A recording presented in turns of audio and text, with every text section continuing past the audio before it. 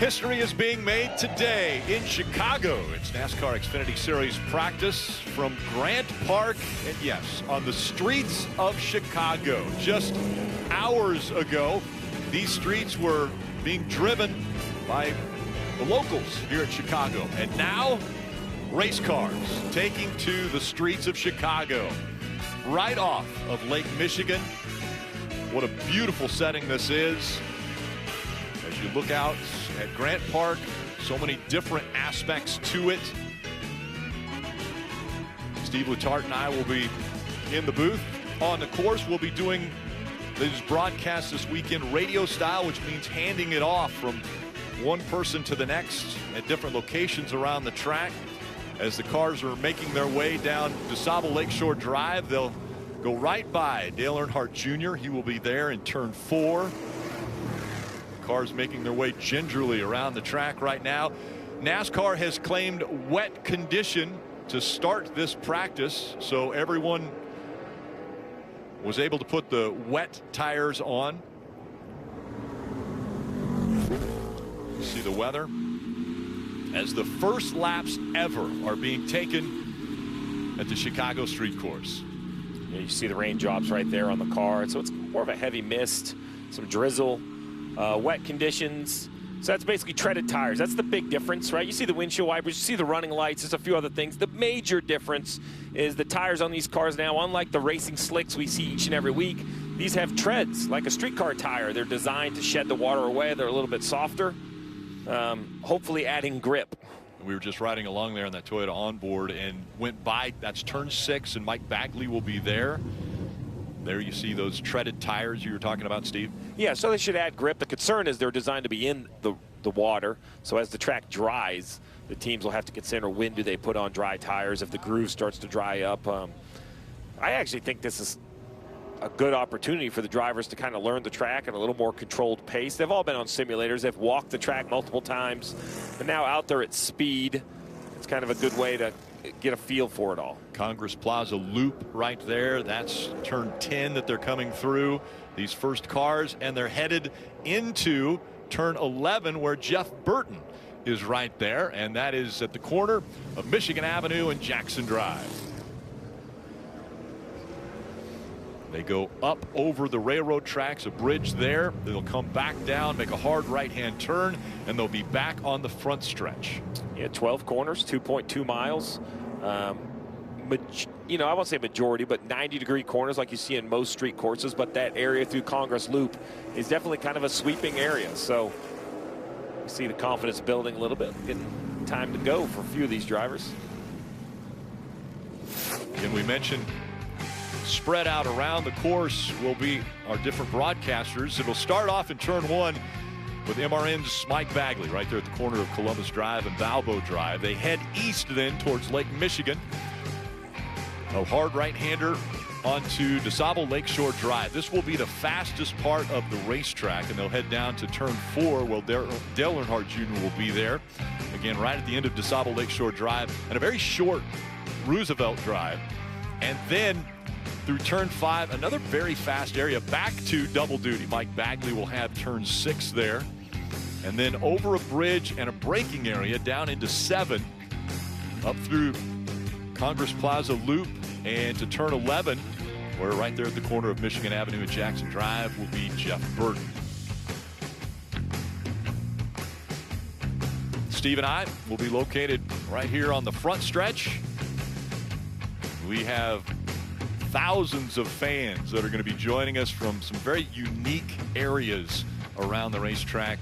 The grandstands here, just an amazing view for everyone. And we're going to start off with MRN's Mike Bagley down there in turns 1 and 6. Mike, do you have to have your head on a swivel when you covering 2 turns? That's exactly what we're going to be doing here at the corner of Balbo and Columbus. I never thought I would ever see this. When you've put NASCAR cars on the racetrack today, the Xfinity Series, tomorrow the Cup Series, they're going to come off the end of Columbus, hang a left onto Balbo. That's turn 1.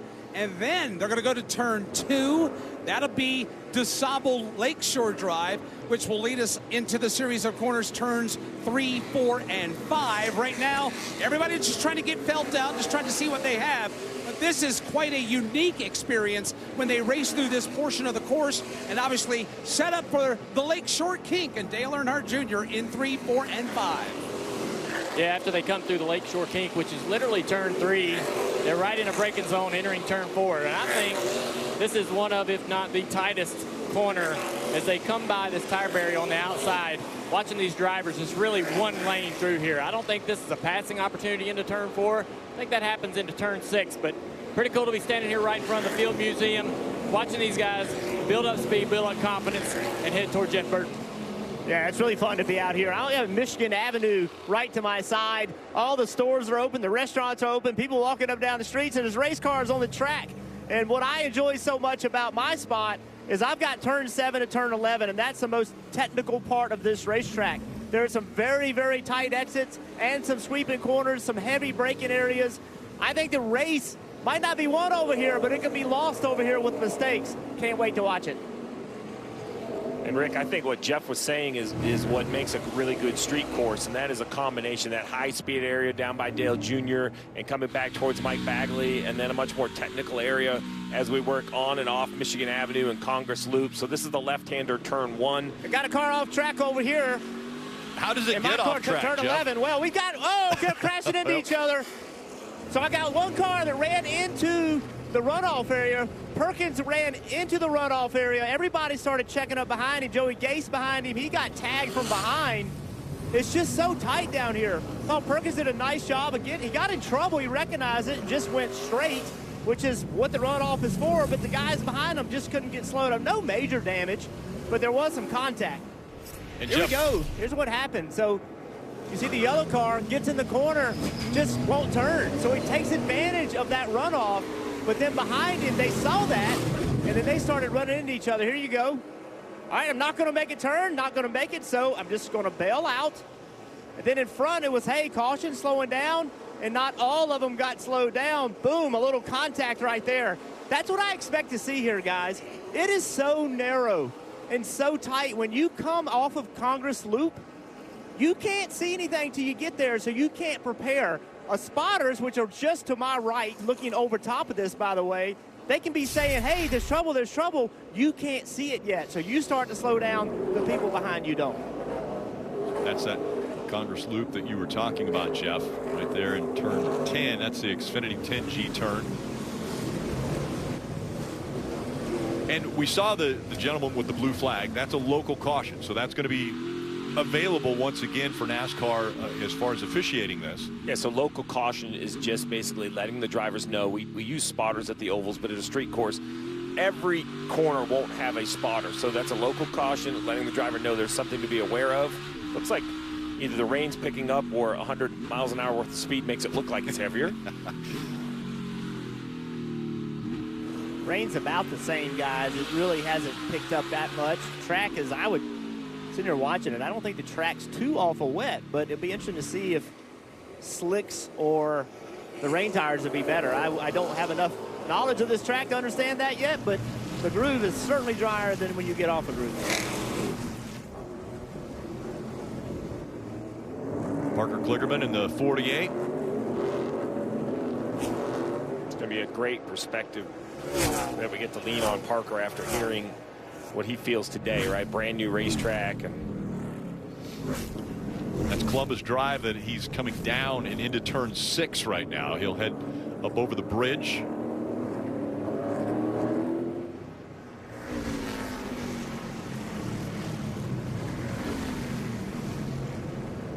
See the windshield wipers working on a few of the cars. Spencer Campelli in the 07, and a little sideways there. Going through that Congress Loop.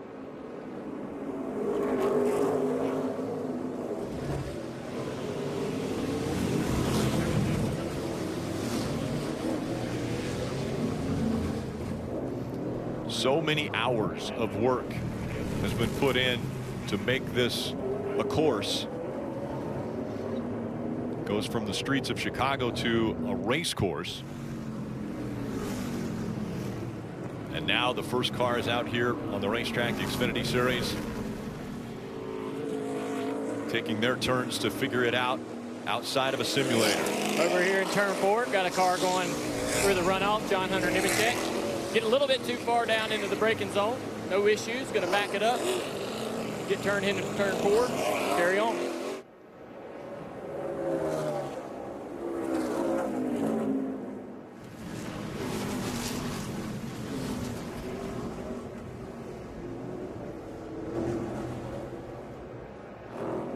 Looks so narrow there, looking back through turns 4 and 5. As the 36 of Alex Gannett is headed your way, Bagman. And this is coming into turn 6. Hard braking zone. And unlike what Jeff has been documenting, there's no runoff here in turn 6. You're going to hang a left. You're going to get back on Balbo underneath the Xfinity Mobile Bridge. And then you're going to go over a bridge and then drop down onto Michigan Avenue. That's turn 7.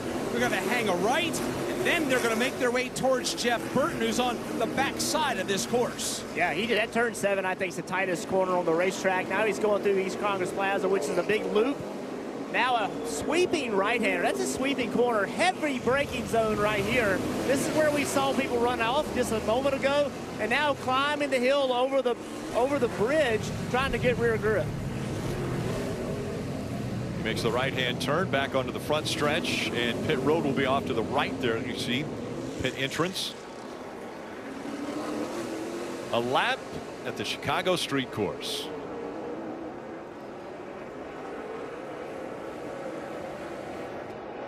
Great overhead shot now as everybody works their way through turns 6 and going into 7 side by side.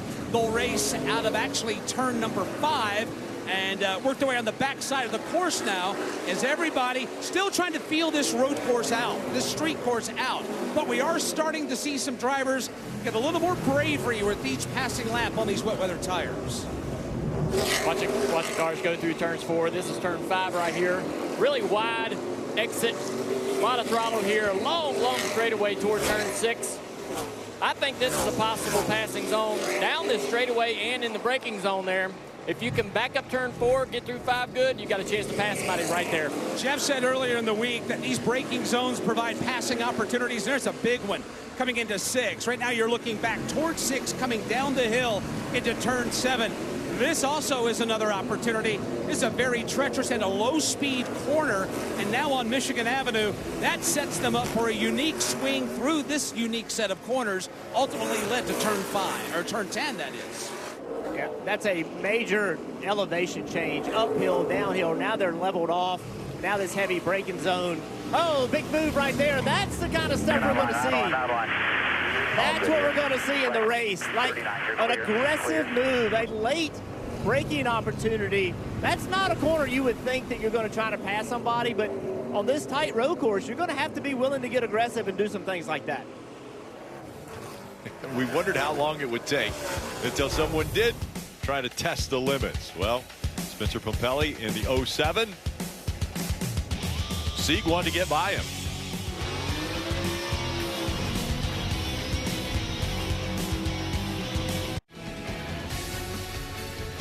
Back in Grant Park here in Chicago, the 3rd most populated city in America. And for the first time ever, NASCAR is running through the streets. That is Buckingham Fountain, very famous fountain. Those of you that watch Married with Children, you might notice that from the opening credits. Bring me back to my youth. It's really surreal, Rick. We talk a lot about the track, but the simple fact is, it's hard to imagine. We've been here for days now walking around, and it still doesn't seem real to see this sort of action and a track like this right at the feet of these skyscrapers. Let's follow Sheldon Creed around as he dives into turn number 1. Here he comes off the end of the front straightaway. He'll open the inside lane and make contact. Coming into one with Spencer Pumpelly. That's going to be one of the challenging parts coming off the end of the front stretch. Now they're on Balbo. They're approaching turn 2. That's the right-hander, and then that will spill them out onto DeSable Lakeshore Drive, which will ultimately lead them to turns 3, 4, and 5. Headed through the Lakeshore Kink right here, full throttle to a braking zone, very rough. Did you see in this braking zone? But turn 4, as he slides the left or right front tire a little bit, turn 4 is really, really fast. I'm impressed with the speed they're able to carry through there to turn 5, really wide all the way down this straightaway. A lot of opportunities to get crazy and creative with passes. Back on to Columbus now, approaching turn number 6, and on final approach into 6. This is the braking zone right now, coming into the corner. Creed's already through. You see Sammy Smith slide by Pompelli. He'll go under the bridge, headed to 7. Creed currently second fastest. He's pushing this car hard. He's been really good on road courses. See how tight that corner is? Very easy to hit that outside wall. Now a sweeping corner all the way to the left side, climbing the hill. Cannot see what's going on in front of him. Just hooked that wall to the left. A sweeper to the right.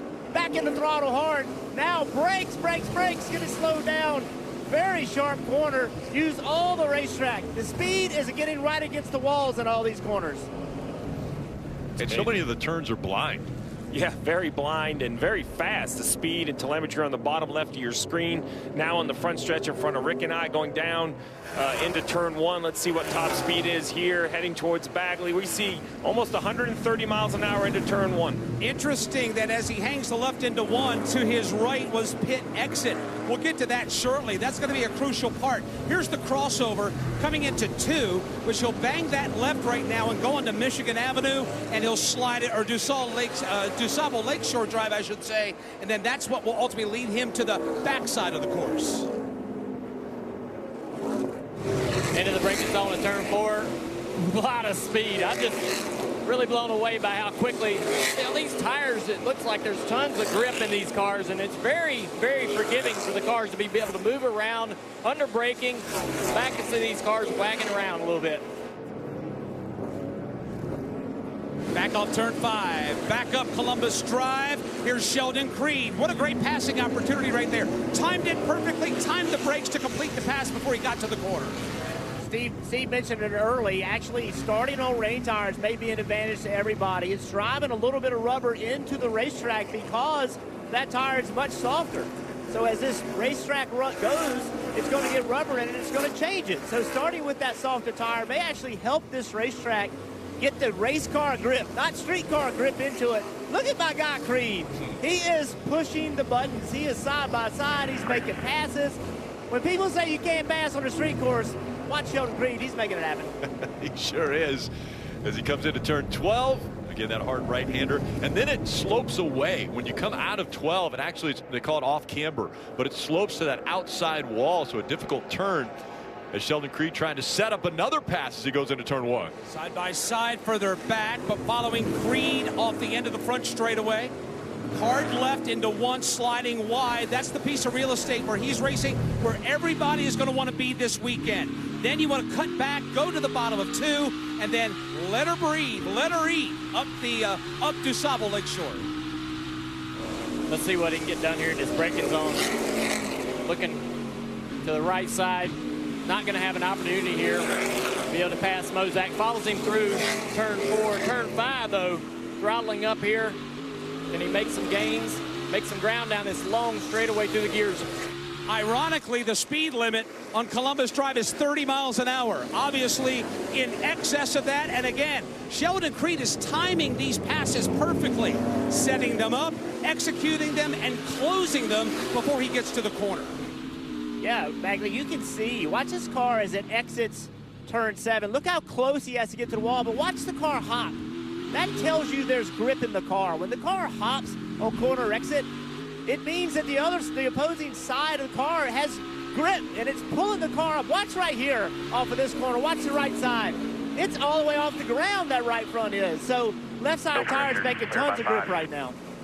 Rick, I think this is the best way to learn a new course, best view of the work that Sheldon Creed is doing. You see just how much movement and content. You know, overall, there's some pretty smooth areas of this racetrack. None of the streets shock me as rough for, you know, street car use, but when you put a heavy race car on there, it's very obvious to see where the bumps and ripples are. I think everybody's done a great job of easing their way in to learn the boundaries, and that learning process is still going on. Nobody's been around yet. They may have run off a couple of times on the course, but right now this is one big learning exercise and an A for everybody so far trying to maximize everything in their race car right now. I think it's a big benefit to come out here and start this on the rain tire. It's a softer compound, and you can see the guys be able to really push it to the limit in the braking zone. It's a very forgiving tire. Allows them to really understand what they can do. But on the flip side, if they race in the dry on the harder tire, what they're learning now, they may get a little too aggressive in the race. Another thing they're learning is how deep can I send it into 6? How late can I get to the brakes and use that to their advantage? Right now, that learning process continues up over the hill and then into that technical part of the course where Jeff is. And people are learning that Justin Marks is teaching. He is P1 on the board. If you drive for him, remember he owns a cup team, Trackhouse. If you drive for him, you better be on it today because my man is P1. He is a car owner. He's won an Xfinity race in Mid-Ohio on a road course, won Lime Rock Trans Am earlier this year. Justin Marks is a really good race car driver, and he is showing it right now in very tough conditions. Almost contact right there. 24 car just stopped on the racetrack. Yes, H. Karam was slow right there coming out of the turn, and Justin Marks quickly was able to avoid. He'll come down pit road. We continue with more from the streets of Chicago.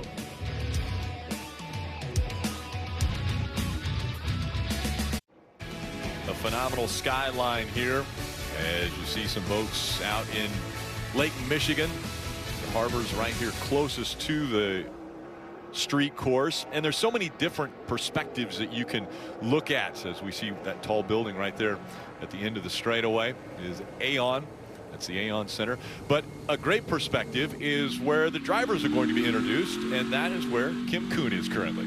That's right, Rick. I'm right on the driver intro stage. It's adjacent to start-finish line, and it's going to be a great view for all of the fans along South Congress. This stage right in the middle of pit road, which takes up 2 city blocks of South Congress. They're going to get a view of that start-finish line. The grandstands along South Congress Columbus are absolutely perfect for all the viewing. And then there's 2 different suites here that they're going to get a great look at everything. But the thing is, the haulers for the Xfinity Series are all the way over on Lakeshore Drive, about 1/3 of a mile. So the teams had to bring everything for the racetrack and for the race over here on pit road. I talked to some teams who said they walked 11 miles to get all of the equipment they're going to need for the race onto pit road here today. I mean, just an amazing overall. I mean, the whole perspective of the idea of this track. So it's one thing to create a street course in this setting, but to have it, what we're seeing right here, a very impressive street course for performance. So what do we got here? A little debris. Oh, battery. Battery. I can tell you what that is. That is a battery. So the ends, if it looks funny, they get quickly connected and disconnected in the car, so you can pull them out and change it. And to the left of this, there was that piece of aluminum that looks like. So normally what happens in the battery box, you have 2 of those batteries. So one would go in and the second one might be shrouded or stacked with that piece of aluminum right there. And I believe Kim, in a moment of time, in a few minutes, she's going to know who this is because she just told you where the Xfinity Series garage was. Is it Ryan Sieg in the 39? No. Not there. Not that Ryan. one. It's coming here somewhere. There it is. Oh, so it was the car in front of the 43. Yep. Go back and see it again. I'm not sure which car that was right in front of the 43, but that's who lost the battery. So she was just talking about where the trucks are. So if we get even higher and wider, right, it's a great view. This is the city, but the garage area is a long ways away. So they're going to have to go over the bridge, the walking bridge right there at the top of the screen. To the left, the McDonald's crossover bridge, and go all the way down to the haulers to get, which are kind of at the top of the screen. Oh, you want me to draw, Rick? I was going to say, you have a So basically right here is the haulers. So they're going to have to go over, get a battery. Now, maybe the team is so prepared they have a spare battery. I'd be impressed. That'd be a that-a-boy for any of my crew members if they thought about bringing a spare battery. The Peacock pit box is very close to where these. If DJ was over there yet, we could tell DJ just to get off the pit box. He's almost at the haulers, grab a battery and jog it to him. He would have done it. So really what I've been impressed with more than anything is the atmosphere in the city. So much curiosity. Everyone walking around as the tracks, you mentioned it, it was late last night when the final part of the track on Michigan was finally completed because it had rush hour just yesterday afternoon. And as the walls were going up, you could just see the curiosity of people that live in a city, work in a city, perhaps have never seen, NASCAR up close. And there is this. You see a lot of this. Everybody wants to see what this is happening. Look at all in the Grant smiles. Park. That's what I have taken that from the day that we got here, walking along this course. Every person I've come in contact with has been smiling. They're like, this is really cool, and so many fans that are going to be able to experience this and take it in, consume it, have not seen a NASCAR race before. And this is what NASCAR's goal was, to bring the racing to these fans that maybe haven't seen a race but would be curious to find out what it's like. And if you are that diehard NASCAR fan, you get a chance to come into a city and experience Chicago. And I can go ahead and say it, Rick. We won't hide from it. We've experienced a lot of the Chicago food. Yes, we have. From the Italian beef sandwich to the pizza. I mean, we're having it all. Yeah. It's just so cool. Yeah. And there's so many things, again, right here at Grant Park, so many things to experience. And not only are you going to be able to enjoy a race, but concerts, music, everything, all available right here.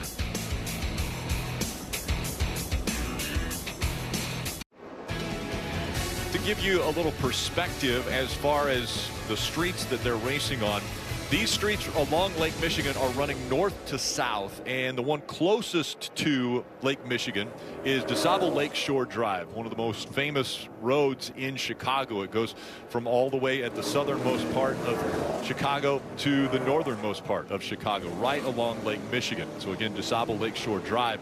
Then when they come through turns 4 and 5, they'll come on to Columbus Drive. And again, a north-south road that runs right through downtown Chicago and right through Grant Park. And one of the most famous roads and streets here in Chicago is Michigan Avenue. And very short after turn 7 to turn 8, they're there. Then they do the Congress Loop, and then they'll come back at the Xfinity 10G turn, and they'll be on Michigan Avenue once again, headed towards all those shops that I know you like to visit, Steve. Hey, listen, the Magnificent Mile is just north of you. Yes. I mean, I'll take a little walk up the mile, seeing all the fancy shops. But it is, I mean, here's the best view. It's hard to believe it's just weaving within that city view right there, but that's exactly right. That gives you a great perspective of where we're at. So that curve you see, that's Congress Loop. Above it, that is Columbus. That's the front stretch. It's also coming the other way. There's right here. So I'm going to give you a little spot. This is the intersection of turn 1 and 6, right? So this is going turn 1. Turn 6 is coming this way. So that's the intersection. Mike Bagley, that's where he's, what did you say earlier? You're hunting and fishing. Your head's on the swivel. They're coming both direction? Yeah. I'm covering turn 1, and they're going away from me towards Lake Michigan, but I'm also getting them going towards the other part, going west. And that's the unique part. When they go away, headed to 2, and they come by me on the inside of 6, and they're headed to 7 in the backside of the course at Burton. We've never done anything like this before, obviously with a street course. Quite frankly, I've never broadcasted a race where they're coming and going basically at the same time. It's pretty spectacular. And another interesting, I guess, caveat to turn 1 is that is pit exit. So it could get congested there when pit out, you've got cars coming off of pit road, and you have cars at speed coming into turn 1. Yeah, and you see for the fans thinking, man, traffic's coming right at one another. We went and visually looked at that wall you see. That is double width barriers, 10,000 pounds each block. Yeah. So while it wouldn't be fun to hit it, I'm very confident that impeding traffic cannot find one another. Yeah, and then there's you see the tire barriers also right before those barricades that are on each side. Again, that's turn 1 on the top side and turn 6 on the bottom side. So as you see the track starting to dry up a little bit, we see the 20 of John Hunter Nemechek. I believe slicks. I believe most of the teams have put the rain tires away, the groove tires. This is very important with 3 minutes left to practice to put slicks on. Heading down into turn 6. This is in front of Mike Bagley. He's going to go across the bridge down to 7. And when he takes a right at turn 7, then he'll be heading down Michigan in front of our buddy Jeff Burton. Yeah, they are all old slicks, and their pace is picked up about 5 seconds faster on these slicks. I want you to pay attention to how close they get to the walls. That is going to be the key to making speed this weekend. Now, that's also the key to wrecking. But if you're going to go fast, you have to exceed the limit. You have to push the limits. Just get right against them on every corner entrance and every corner exit, the apex of the corners. It's really going to be a game of who can get close enough without hitting them. There's just so much speed, guys, to give up if you're not right against them. John Hunter Nemechek came a little bit early, actually threw the first pitch out at one of the Cubs games earlier this week and had a lot of fun doing it. He said, I knew I could get it across the plate. You wanted to make sure that that ball that he threw would get across the plate. He said, the other option was I was going to throw it way to the left, because he goes, I know those get replayed all the time when they throw the pitch and it doesn't come close to the plate. It's coming down this straightaway through the kink there, headed toward turn 4 where I'm at. I'm really surprised by how well this practice has went for the entire series. I think this checks a lot of boxes for NASCAR. Not only that this track's working properly, the drivers are adapting to it quickly, but the cars are holding up well. Nobody's putting the tire barrier just yet. Here comes John Hunter. Jeff talks about getting close to the wall. Left side wrap of these cars may get a workout because they're just creasing their way right up against these walls inside and out. Michigan Avenue, normally a 30-mile-an-hour zone. See, John Hunter is exceeding that by just a little bit. 91, 93. Just really quick down this hill. Look at that, the braking zone. He's almost 75 miles an hour. It's amazing how much grip these cars are making. I'm shocked that they're making this much grip. We'll see if he can get by Sage Karam again, coming up on just under 11 minutes to go in this practice session. And we know, obviously, hands-on experience for the Xfinity drivers, but the Cup drivers are watching. They wanted to see what this course was going to be like, what they would feel when they come out here in just a few hours.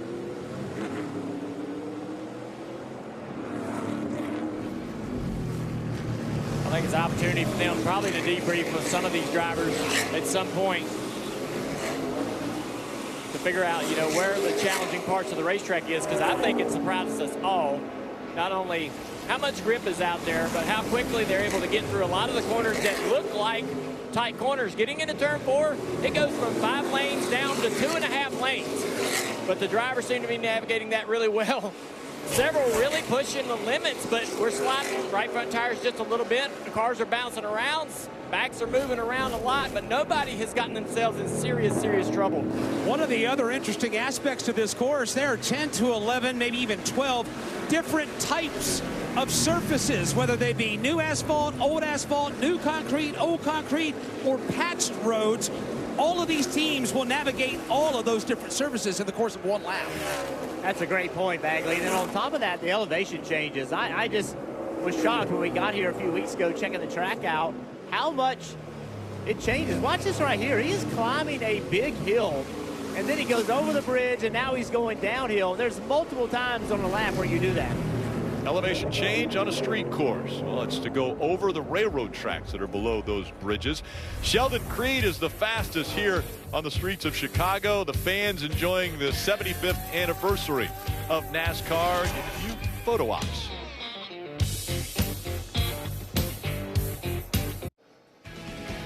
There's Navy Pier. That's 3,300 feet of pier.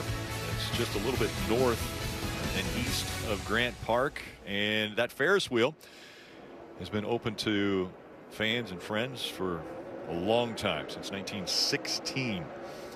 There is Buckingham Fountain, and our Peacock pit box has that as a backdrop. You see it right there. And Brad. Hey, look at that. Brad's enjoying the day. Our buddy. Brad Doherty will be helping us out with the broadcast. I can't believe they let Brad back into Chicago from his basketball days. I didn't think they would look kindly on Brad returning. I think I was told that Michael Jordan and Brad Doherty couldn't be in the same city at the same time. Oh, so I think that was what it was. Oh. All right, this is coming out of turn 1, heading into turn 2, and you just see a little bit of an odd angle maybe, passing that other vehicle, and You can kind of see the tire tracks. Look at this. Light damage, to be honest. Great work for the tire barrier. But you see, okay, you see the tire tracks are kind of skipping. The left tire track is not as smooth as the right. That tells me that the back of this car is wheel hopping or literally chattering. You saw that left front tire was crazy as it spun around. Chattering, that's leaving those marks across the asphalt. Oh, now we have Paludo. Where exactly are we here? We go Paludo. That's actually out of turn 1, headed to turn 2. So he spun around there. There's the Blue Cross Blue Shield of Illinois. If you're at home and you're trying to figure out the track, that's okay. We're going to continue to explain it. It's great. It's awesome. This is into turn 1. Rick, you got to figure it out right away. I think he just gets loose into the corner. He does. So tries to pick up the throttle, just loses the back of the car. Now, no harm, no foul today, but now you see, how does he get spun back around? Man, that's going to be very difficult in race conditions. It's going to be must-see action later today in the Xfinity Series. Takes the green flag, all of them together. Look at that. Never gets old. It's so beautiful. How about the stage? Yeah. When I heard there were concerts, now that's a stage. That thing is unbelievable. Yeah, the Black Crowes, the Chainsmokers, Charlie Crockett, Miranda Lambert, all putting on shows here in Columbus over this weekend. So Lollapalooza is coming in about a month, and they share the same stage. So that same event, think about events in Grant Park, right? A race right now, come back in 3 or 4 weeks, and those ball fields right there is going to be a massive crowd for Lollapalooza. I asked Rick, we couldn't get the weekend off. Yeah. We're going to cover some races. I understand. Such a great venue, great area here of Chicago.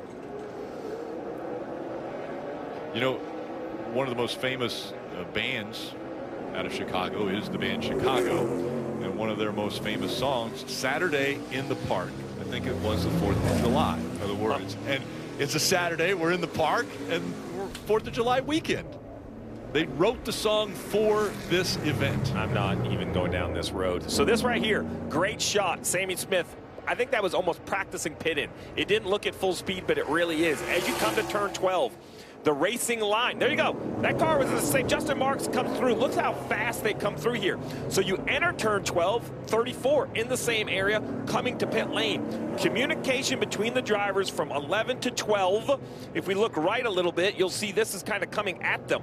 So you're coming out of 11 down into 12. So as these cars come, you see how everyone turns in. Oh, I like that, though. Yeah, wait, I like that. I think Daniel Hemrick right there, maybe that was another attempt at pit lane or a late decision. But his team could see how fast he was going. Did he get down to RPM? Here's another great shot, so I'm going to draw again. That's a great excuse for me to draw. Come down here and you turn in. If you go to pit lane, you go that way. If you go on the racetrack, you go this way. But those lines intersect in the middle of the corner. So it's very easy to get run over from behind. It's like going down the interstate and somebody decides to take the exit and, you know, doesn't kind of slow down gradually and blend over. You can run right into the back of them. One of the things you mentioned that is very important about that is somehow, how will the driver signal to other drivers, or maybe even how will they put their car in a position that will let somebody behind them know they're coming to pit road? Yeah, so what I would suggest is, so when you come from 11 to 12, that flat at the bottom of the screen, I would actually say move to the right a few feet.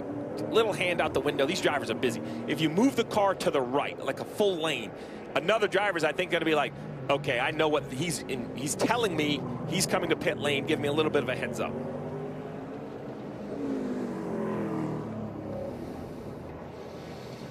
Here's Cole Custer in the 00. Yeah, he's coming through turn 4 right here. Now shifts into turn 5. The cars are getting faster and faster, more and more aggressive, pushing limits. Back on Columbus Drive, 130, 136, 140. Speed limit for everybody else is 30. He does a good job of hopping on the binders, blowing the car down, diving it to the bottom, and then making his way over the bridge to 7. Cole Custer, 13th fastest today so far. Just trying to find the limits. We saw those two cars have issues just recently. That's because of what Dale Jr. said. They're getting more comfortable with the track, and now they're trying to push the limits. See right there, Cole got really wide to the middle of the loop, and now That's what you got to do. I mean, you got to find a limit. Now, the danger in that is wrecking, but the only way you're going to sit on the pole today or win Saturday is to just go and make things happen. Cole Custer, final turn here of 12, and he's going to make his way onto pit road, just as we were talking about earlier. That decision to make the hard right-hand turn to get onto pit road out of 12, you'll have to let people know behind you. An amazing pit road, very wide. Now, on the shorter side, pit box is 28 feet. We've seen them. I mean, that's not ridiculous, but it is compact without a doubt. But the width is very nice. You see Parker Clearman there pulling out. He's going to back into his spot. And the schedule a little different. So they had 50 minutes of practice. You see the reds out. And now they have to get turned right around and get ready to go into qualifying. So not only is the street course different than normal, the schedule, you know, normally that would be like a 10-minute practice, right, and then you get ready for qualifying. So you see the fans cooling off the brakes, tires, repair work on the John Hunter Nemechek car from that contact, the turn 2 tire barrier. I want to see where else you watch cars work on pit road, and in the background is that Blue Cross Blue Shield building that's been lighting up a countdown every single day. The shorter building in the middle, I want to know how they do that. Someone has to tell me, like, does engineers say, hey, what rooms need their lights on and lights off to send a message? It was, you know, counting down the days last night, a great shot, one day till racing, and finally we're here racing on the streets of Chicago.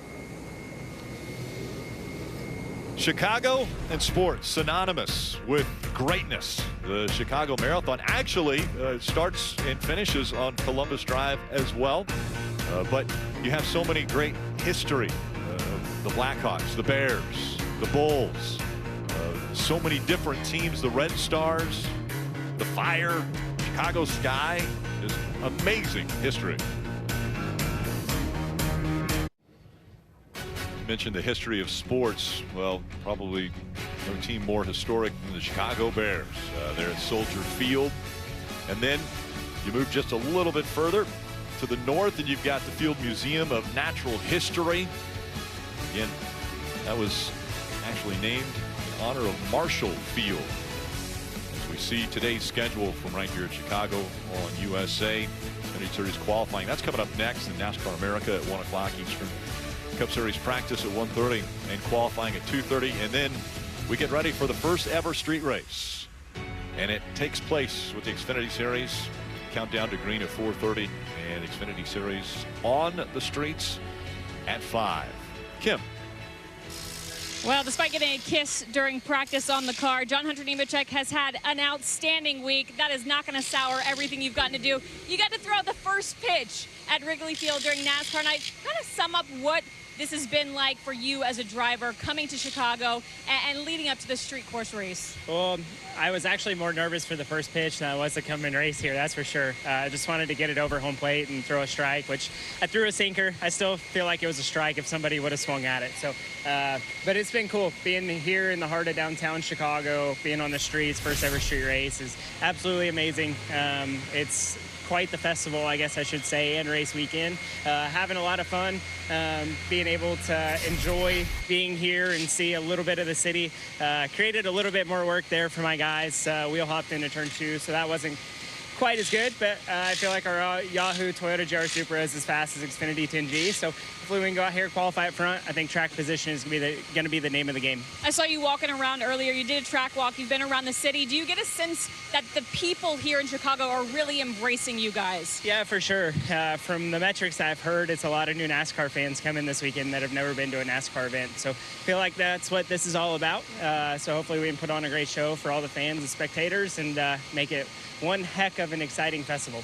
I love it. A festival. It is a festival feel down here and all around the course. He described it perfectly. Yeah, Kim, the concerts, the music, the food, it is a festival. And, of course, racing right in the center of Grant Park.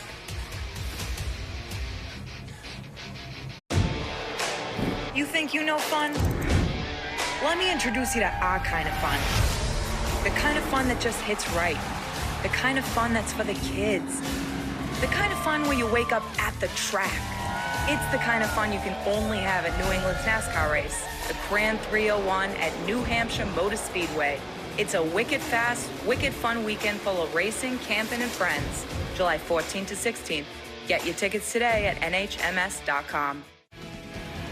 Welcome back to Chicago and the streets of Chicago. Xfinity Series practice just wraps up. One of the famous iconic landmarks in the area is Buckingham Fountain. You see that down there. And right next to it is our Peacock Pit Box with Marty Snyder and Brad Doherty. Rick, this is what happens when you have a 5-time NBA All-Star hanging out with you on the Pit Box. You get the primo seat right in front of Buckingham Fountain in the middle of Grant Park, as you mentioned, Brad. This atmosphere is incredible. I mean, it rained this morning. Look at this crowd out here for Xfinity qualifying, which is coming up in just a few minutes. I mean, can't believe it. You ever seen an atmosphere like this at a racetrack? I have not, Marty, and the energy is just absolutely incredible.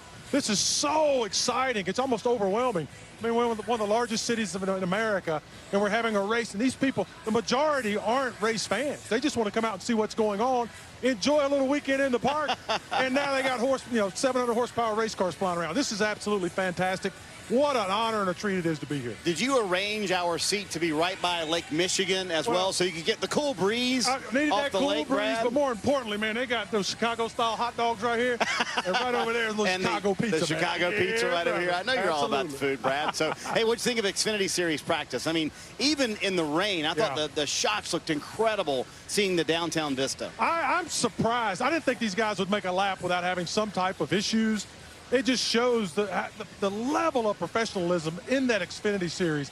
Guys did a great job. I think they got a lot of information, a lot of data, made some quality laps. I'm excited. I was really concerned about turns 4 and 5. They figured out a way to handle that. I think it's going to be an outstanding race later today. So when you went around the track, what were some of the trouble spots you said, I'm a little bit worried about this spot as your driver, Ricky Stenhouse Jr., goes out in a little bit in Cup Series practice? It's the same spot. It's going to be that way for me all weekend long. It's 4 and 5. I mean, they're going to be coming with the Cup cars into that corner. I think they'll be going 160 miles an hour. I walked across that corner from shoulder to shoulder, and it's only 9 steps for me, which would be 12 for you. But you just can't imagine a Cup car getting woed up and getting through that corner. So I think we're going to see a lot of action in 4 and 5. Talk to me about the atmosphere of downtown. So you, on the opposing team, have been here in the middle of big-time NBA playoff runs when you and the Cavs were playing Jordan and the Bulls. Sure. Does it have that sort of feeling, the atmosphere downtown, around the first-ever street course race for NASCAR? No doubt about it. You know, this is an iconic sports town. When you think about all the iconic sports teams, whether it's the Bulls or the Bears or the White Sox, so when you hear people talk who are from here about what's going on, they're trying to put it into that perspective. How does this work as far as stick and ball is concerned? How are we going to embrace it? Let's go check it out. We want to see something new. Welcome to our city. Over 70% of the ticket holders this weekend are new fans who have never come to a NASCAR race. By the way, you're still welcome as a Cleveland Cavalier in Chicago, right? Not really. I don't want to be welcome here. All right. Xfinity Series qualifying coming up in a little bit. The fans having fun. It's sunny now here in downtown Chicago.